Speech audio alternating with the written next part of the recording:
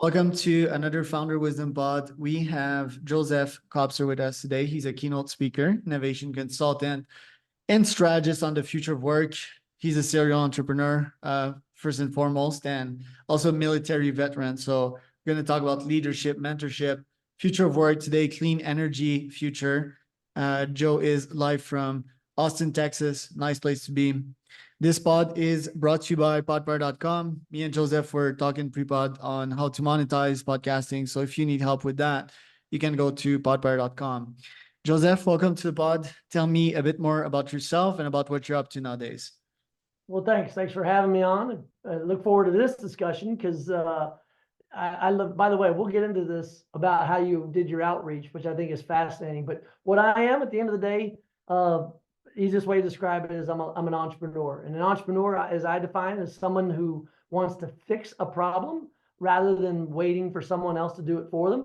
So that's what my teenage years were like. That's what my college days were like at West Point, my 20 years in the Army, and then my nearly 15 years subsequent as an entrepreneur, serial entrepreneur, helping build companies. It's a lot of fun. The easiest way to describe me is I haven't figured out what I want to be when I grow up.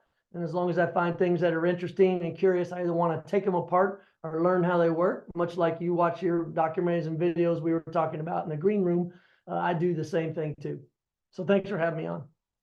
My pleasure. It's going to be a fun one. Let's start with the Army. What were your experiences in the Army that shaped your mentality and changed who you are today?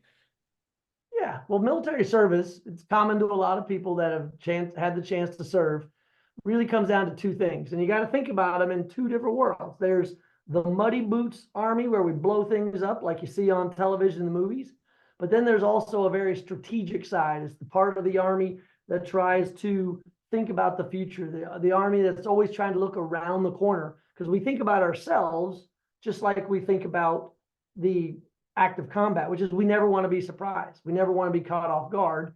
And so that mentality of thinking about the future and always being ready still, reflects who I am today. Everything from the literal morning routine of waking up early, getting ready, working out, getting my day set. I mean, that's what you do every single day in the military, to the larger, broader lessons learned, like focusing on the mission, learning how to work and build teams, and focusing on the important stuff without focusing too much on yourself. In other words, don't sweat the small stuff. If you can do those three things, and then also at the tactical level, every single day be ready for the next big thing, that to me is the essence of what a military person or a military veteran brings to a table or to a team. I'm a deep student of war and battles, and yesterday I was reflecting that the number one goal is to avoid war because it just wrecks the world, both sides. But as I was thinking about that and thinking about the question I'd ask you about war, I was like, okay, but if there's someone that's bullying people around and they're killing a bunch of people, well, you need to sort of stop them. So tactically speaking, what's your philosophy? We're seeing various battles that are waging right now in this world, Russia, Ukraine, Hamas, Israel. What's your thinking on that, and what's your philosophy when it comes to starting and waging a war? Yeah, well, let me unpack it. You bring up a lot of great points. So first of all, it was actually, I think, Douglas MacArthur who had that great quote you're alluding to, which was, no one more than the soldier hopes for peace. No one. Because we know that if the shoe drops, we're the ones that actually have to go out there. So I very much consider myself to be a peacenik. However, I live in the reality of the world today, and actors like Putin prove they can just be downright evil. Now, his definition of evil, your definition of evil, and my definition of evil might be very different. They might be relative. He truly believes that Ukraine should still be a part of the great Russian Federation. The Ukrainians, myself, and a lot of other people in the world believe that it doesn't. Now, to the second part of your question, how does it relate to war, this view? And my worldview is very simple. If you are presenting a position of strength, if you are setting yourself up for being ready for something that might happen, that other person is going to think twice before they throw a punch or they invade. And that strength, that readiness is a deterrence. It actually creates a continued peace if they know you're ready. But if you look weak, if you look vulnerable, if you look wishy-washy, literally and figuratively, you might have a tendency to have people try to run over you. And that's the importance of having a strong military. But it's not just the military, it's the whole acronym of DIME, D-I-M-E. It's great diplomacy, it's good intelligence, it's a strong, prepared military, and it's a strong economy. Because as we're watching with Putin right now, he's really having a tough time because his economy is going into the tank because he's putting so much into the war. And through diplomacy, the rest of the world is trying to cut him off as best we can. So arguably, a lot of people are saying that, yeah, Ukraine is losing the war, but to that perspective, and you're right, like Russia is greatly being weakened by this war economically.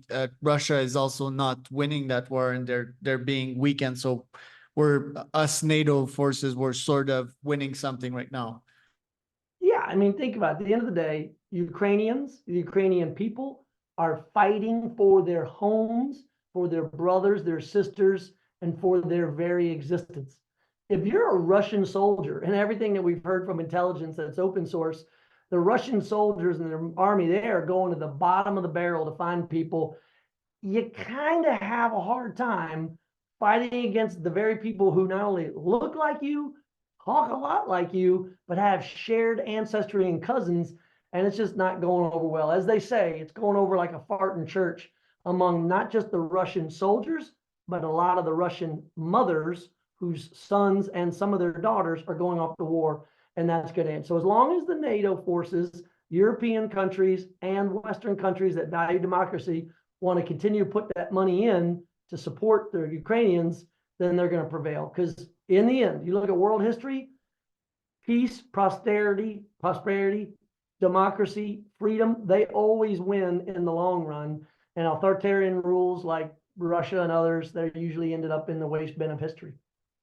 So Russia doesn't look like a fit candidate to overtake the US eventually. A lot of people say it's China, but me studying the history of China, I don't think China is fit either. And studying their current economy, what do you say to people that think that US is going to be overtaken as the great power in the next century? Well, first of all, let's directly address China. China is formidable. 1 however many billion people, you're going to be formidable. They have a massive economy, and that's formidable. However, it is, again, like Russia, not built on the concepts of freedom. It's not built on the concepts of supply and demand and capitalism. It's a very top-down driven approach. And with the democracy and democratization of information, and everybody's got a handheld, it's getting harder and harder to block information flow, especially things like Starlink. So in the end, freedom will prevail. But in the meantime, we do need to be very worried about the Chinese government, not necessarily the Chinese people. I've met and worked with a lot of smart Chinese researchers, engineers, entrepreneurs. And at the end of the day, they want what you want for your family, what I want for my family, which is to live a good life outside of the fear of being attacked or being invaded or being robbed or being stolen from. And that's what they want to. I also spent some time in China and met some of the most amazing folks there. And yeah, that's been another of my insights, reading a lot on many politicians and prime ministers nowadays. They don't represent well their people. And it's not only in these countries, but it seems pretty much all over the world. Maybe in democracy, they represent a bit more, but how could we solve that problem? Because it seems that once someone is in power, they can do whatever they want. If you study Venezuela, for example, right now they're under dictatorship. How can we improve that? And is it like up to the people to speak up when someone takes power? What about if there's a bully on the power, and if they speak up, they're being subdued? Right. Well, at that level, at the person-to-person level, it is really hard to stand up to a bully. And those that have the courage or crazy enough to be able to do that, I applaud them if they're doing it for the right reasons. Now, you asked a more important question, which is long-term with authoritarian groups and what it takes and what will it take to push back on them. And I believe fully that it's sunlight. It's sunlight to come in and be that disinfectant on all of the atrocity, on all of the hypocrisy. And in fact, I put this on LinkedIn like you. I'm a prolific LinkedIn post, an author. So I repeated a piece done by a guy named Noah, and the piece is called No Opinions, rather clever name, you may know him. And he chronicled how at the turn of the previous century, so look at the year 1900, over half the world's population lived under some authoritarian regime. Very few percentage of the world population lived in what we would call a Western democracy. It's totally flipped nowadays, especially with India being the world's largest population and a democracy. You add to that all of Europe, most of South and North America. You're talking about a formidable block of people who have learned to live free, learned to live on the merits of their own hard work, with a little hiccups every now and then, but it's much better than it was in the past. And so the more responsibility we give to individuals and the less we allow the state to interfere in our lives, we're going to do just fine. Now, shifting from politics to business, how did you take that military experience of yours and founded Ride Scout, which was ultimately acquired by Mercedes-Benz in 2014? Well, it's a great question, but I think the question is actually backwards, which is, how did I take my experiences before the military, parlay them into the leadership and team building experiences I learned in the military, and then mix that all together? So it really started as a kid. I was inspired by teachers, by coaches, by mentors who believed in me, and they were the ones that said, if you see a problem, go and fix it. If you see something that you think you can fix, pardon me, I keep having people calling me.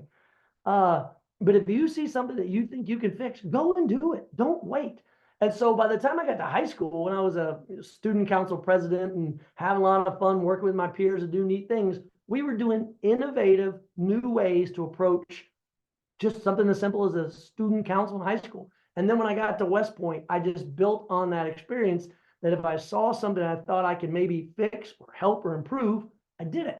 So then you take that mindset that yes, anything is possible and you are part of the change, and then build on the experiences of focusing on the mission, working in teams, not sweating the small stuff, everything I learned in the military. You mix those together like a cocktail, and then voila, out of that comes the skills and attributes that enabled me to be able to build the teams, to build the companies like Ride Scout, our very first company, and the success we had there selling to Mercedes. But that was just a middle stop. I mean, great fanfare. It's wonderful to sell a company, but really the opportunity came as a kid being inspired, which is why any chance you or your listeners or your viewers get to reach back and find those fourth graders, fifth graders, those 12-year-olds, 13-year-olds, 14-year-olds, and inspire in them the confidence they need, that's probably the best thing we can do for everything, all the questions you asked me before in this conversation.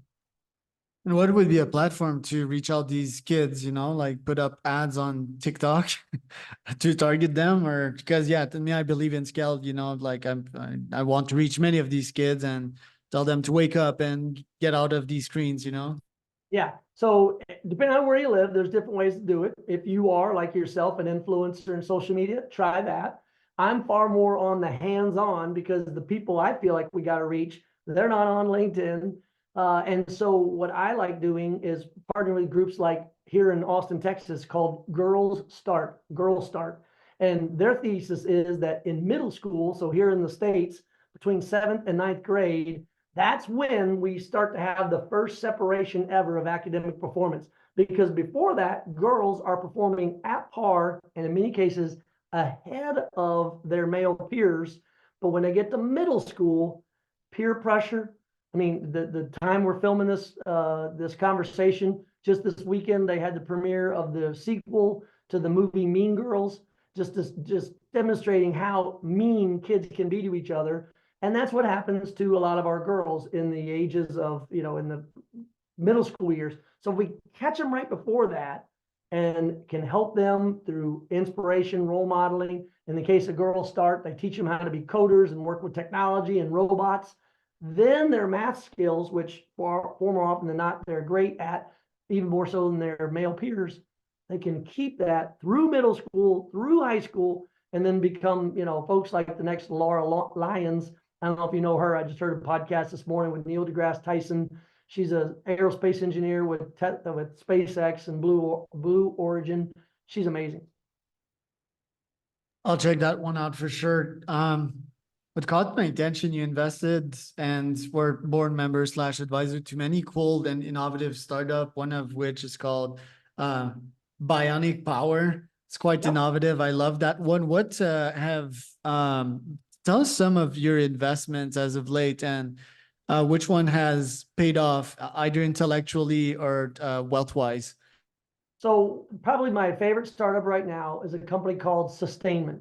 And Sustainment is creating a marketplace for manufacturers to be able to find the smaller manufacturers who are finding the machine shops that help them build what they're building. So hardware is 1,000 times harder than software for all the founders that are out there. They already know this, but it's even harder to build something if you can't find someone to help you build the smaller parts of the prototypes. So when we talk about China and world powers and moving manufacturing back to a smaller supply chain, more resilient, meaning in the state you live in or the country you live in, to be able to do that, you have to be able to find those machine shops.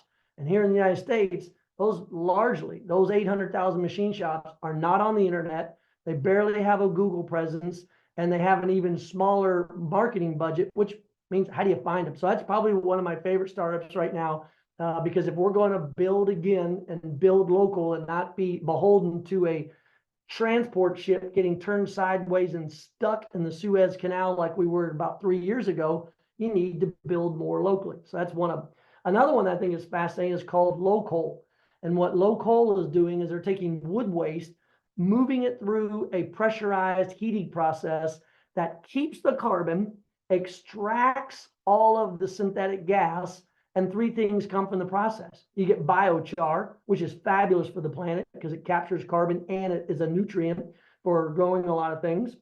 Secondly, you get this synthetic gas. You could run generators in remote locations. And then thirdly, under the right weather conditions with the right humidity, you get clean water that condenses on the pipes. So these are examples, both Sustainment and Locoal, of companies that are going to build stuff that creates a profit. It's going to not only be good for the planet, but it's also going to be good for people. And that's what I learned years ago. It's called the triple bottom line. If you can do something that creates a profit, helps the planet, and helps people, bam, that's a company I want to be a part of. I'm interested in military tech, quote unquote, when it comes to defense, but how do you make sure that these companies don't abuse of their power and become like warmongers or to engage in war racketeering? Well, unfortunately, war racketeering is as old as time. There's classic examples all throughout human history where people used and instigated warfare between groups simply to profit from it. So hopefully, countries like the United States can do a good job of not falling into that trap. But President Eisenhower did warn at the end of his tenure in 1961, beware of the military-industrial complex. And it's real. But where I believe we have opportunity to mitigate some of that is a term called dual use commercialization, meaning take a robot, for instance. A robot can not only be helpful in a person's home, depending on its use, but that same robot or robot technology could help for defense purposes. The best example is going into a building like we're having to do, or the Israeli Defense Force having to do with Hamas right now, who are hiding behind civilians, hiding inside of hospitals, which is one of the most barbaric forms of warfare, violating every tenet of modern warfare, not to mention just common decency. But you don't want to just go rushing into that room if you suspect there are Hamas bad guys in there. Ideally, you send a robot in first. So think of Zumba, but just send that Zumba in. But instead of vacuuming, they're going in with cameras, they're going in with sensors, and if need be, they go in armed and to, perhaps even throw a stun grenade, be able to knock people down. So will we ever stop bad actors from doing bad things? No. Will we ever stop war profiteers? Probably not, because it's as old as humankind, but we can mitigate their impact by having more robust dual-use commercialization technology. That means we won't need so many billion-dollar aircraft because we prevented or lessened or mitigated much of that threat well before. A nice and potential solution, which could be potentially related to one of your startup, right, Scout? I'm thinking of Waze. I know that you didn't develop this exact same thing, but Waze is user powered, right? So if there's an accident, well, they signal that. So what about an app in which citizens could give out intelligence anonymously, stuff like that? I think that could be cool. That would avoid racketeering because you give out the power to the people. There's huge wisdom in doing that. What do you think about that? Well, so in that application, there's potential. But I will tell you that right now, in real time, especially in Ukraine, and now sadly in Gaza and southern Israel, we are using social media. We are able to use the Twitter feed, the social media platforms like Facebook and others to get a better sense of what's going on. And as you know, as a student history, the first time that was ever done was in the Arab Spring back in 2011. And we were able to follow that conflict and follow the uprising more closely. And so, again, just like I said before about the Chinese, sunlight is the best disinfectant to be able to root out the bad actors. Love that. To finish this off, how did you earn your Bronze Star and why is courage important in this modern society? Well, the first thing I'll say is courage comes in many levels. Even though what I may have done may have been considered courageous by going to Iraq a couple of times in places I went, there are thousands, if not hundreds of thousands of people that did even more courageous acts while I was over there. So ask any veteran, ask any soldier, courage comes in many different forms. In my particular case, the majority of the work that I did on my second tour was that of a chief of staff. So you asked earlier about what were some of the skill sets that enabled me to be an entrepreneur. And being a chief of staff of a combat battalion downrange in combat is one hell of an education because I was responsible for all the behind the scenes of the company or of the battalion, from logistics to personnel to supply to maintenance to medical to IT, you name it. I had to be at least smart enough to know what was going on in those sectors and then learning how to delegate to those that were in charge. So yeah, combat provided all that. Through that, I earned a Bronze Star and a combat action badge. Combat action badge is not too hard to earn. You literally just have to get shot at or blown up in one way, stage, or form, and have somebody write up the paperwork that says, yeah, Kopser was, shot at or almost blown up. And in my case, we were out on a mission looking for some caches. I was riding along with one of our companies in the battalion. We snuck right by the bad guys. We don't know where they were. We found our target, we blew it up, had all the demolition we needed. And when we blew everything up, the bad guys, who apparently had fallen asleep, allowed us to get past them, suddenly realized we were behind them, and they decided to welcome us to their neighborhood in the best way that an AK-47 and a rocket propelled grenade know how to do. So, Wow. I think, yeah, just to remind people how much, well, not to negate what you just said, it's quite important, but also how communication and the lack of censorship and transparency is important nowadays, just to talk about issues and go at the negotiation table, like we've seen a lot of the foreign policies being botched by various presidents lately, not only in the US, all over the world. So I think it's just important to open the dialogue first. And if I could ask you one last question, why is leadership so much important in these times, and how could the lack of it could potentially destroy our world? That's a question. So leadership, I define leadership as the skills needed or the ability to get someone to do something they wouldn't normally want to do on their own. I mean, just think about it. Everybody's just sitting around doing the same thing. There's no leader involved. But if someone stands up and says, look, folks, we've been here for too long. We need to move, or we need to get up and go do this, or we need to get up and go help that person. That is leadership. And it happens at all levels, all ages and stages in life. Leadership also means you have the courage to say what should be said, even if it comes at the risk of you being pulled out of position or being moved out of the group. And the best example, to your point, is that of politicians and elected officials. Oftentimes, especially in the United States, as a former Republican, I have seen and watched the rise of the likes of people like Donald Trump and others who are there to just say and do whatever helps their agenda. And then, as you know, similar to or as worse, all the other politicians that line up behind and say, yeah, what he said, what she said, what he said, what she said, rather than stop and say, wait a minute, I don't agree with that. Even if I'm in the same party, I don't agree with that. And leadership means being able to not only stand up, but accept the fact that you might be voted out of office or you might be fired from your job as CEO. But if you're speaking up on what you truly believe is the right thing to do and not simply trying to preserve your position and your power, that's an example of leadership to the point of your question. Yeah, and last but not least, we're also seeing great people over times being suppressed, like I mean, Donald, it's not only bad, same for Elon, like they're great characters. It's just so hard to take all of these qualities needed in a good leader that has great intentions, that has brains, that has hearts. And now more than ever, people need to step up. They need to take bold risks, because nowadays there's a bunch of followers. Unfortunately, this education system, it seems to have created a bunch of cookie cutter people that just all think the same. So we need leaders, we need odd people that take risks, and that can lead us, humanity, in the right direction. So thank you for your time, Joseph. Where can people find out more about you? The easiest place to go is to josephkopser.com.